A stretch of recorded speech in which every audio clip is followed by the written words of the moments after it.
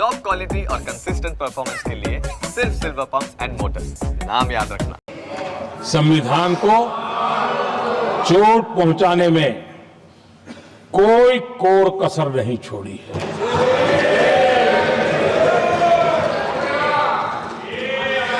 और मैं इसलिए एक परिवार का उल्लेख करता हूं कि 75 साल की हमारी यात्रा में 55 साल एक ही परिवार ने राज किया है।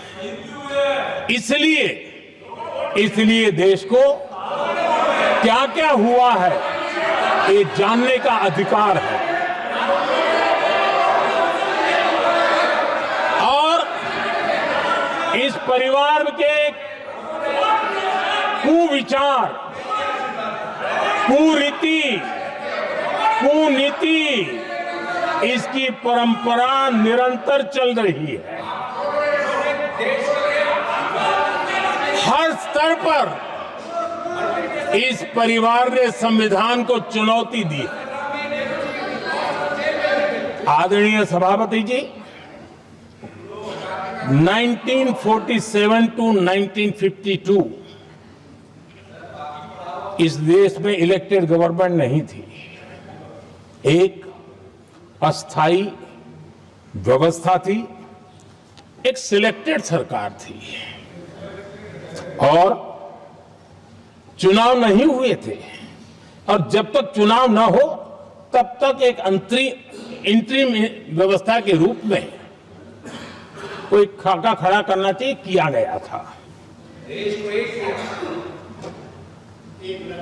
1952 के पहले राज्यसभा का भी गठन नहीं हुआ था, राज्यों में भी कोई चुनाव नहीं थे, जनता का कोई आदेश नहीं था। उसके बावजूद भी, और अभी तो संविधान निर्माताओं ने इतना मंथन करके संविधान बनाया था। 1951 में जबकि चुनी हुई सरकार नहीं थी, उन्होंने ऑर्डिनेंस करके संविधान को बदला और किया क्या? अभिव्यक्ति की आजादी पर हमला कर दिया गया।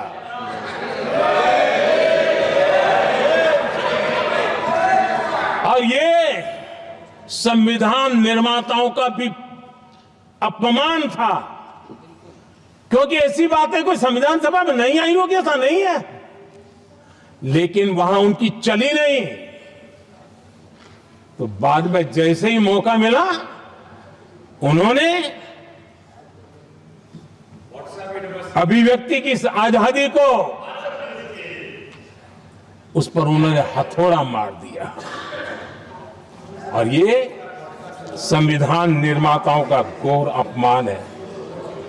अपने मन की चीजें जो संविधान सभा के अंदर नहीं करवा पाए, उन्होंने पिछले दरवाजे से किया, और वो भी चुनी हुई सरकार के वो प्रधानमंत्री नहीं थे, उन्होंने पाप किया था।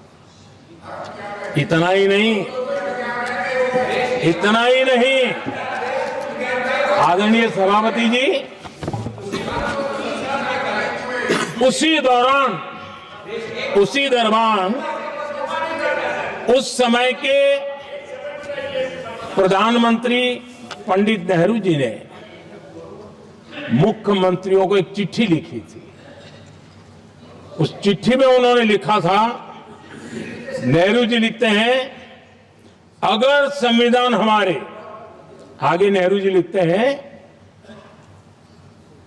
अगर संविधान हमारे रास्ते के बीच में आ जाए, ये नेहरू जी लिख रहे हैं, अगर संविधान हमारे रास्ते के बीच में आ जाए, आगे नेहरू जी कह रहे हैं, तो हर हाल में संविधान में परिवर्तन करना चाहिए। ये नेहरू जी ने मुख्यमंत्रियों को चिट्ठी लिखी।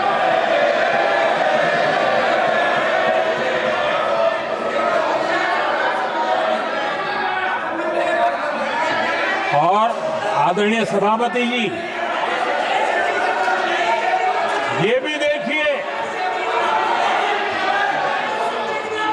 1951 में ये पाप किया गया, लेकिन देश चुप नहीं था। उस समय राष्ट्रपति डॉक्टर राजेंद्र प्रसाद जी ने चेताया ये गलत हो रहा है। उस समय स्पीकर पद पर बैठे हुए हमारे स्पीकर महोदय ने भी पंडित जी को कहा गलत कर रहे हो। इतना ही नहीं, आचार्य कृपलानी जी, जयप्रकाश नारायण जैसे महान कांग्रेसी लोगों ने भी पंडित नेहरू ने कहा कि ये रोको, लेकिन पंडित जी का अपना संविधान चलता था और इसलिए उन्होंने इतने वरिष्ठ महानुभावों की सलाह मानी नहीं और उसे भी उन्होंने दरकिनार कर दिया। और आदरणीय सभापति जी,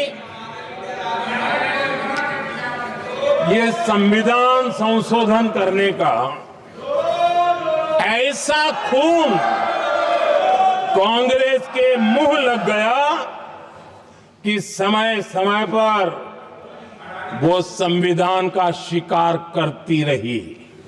ये खून मुंह पे लग गया। इतना ही नहीं, संविधान के स्पिरिट को लहू लहान करती रही। आदरणीय सभापति जी, करीब 6 दशक में 75 बार संविधान बदला गया। आदरणीय सभापति जी, जो बीज देश के पहले प्रधानमंत्री जी ने बोया था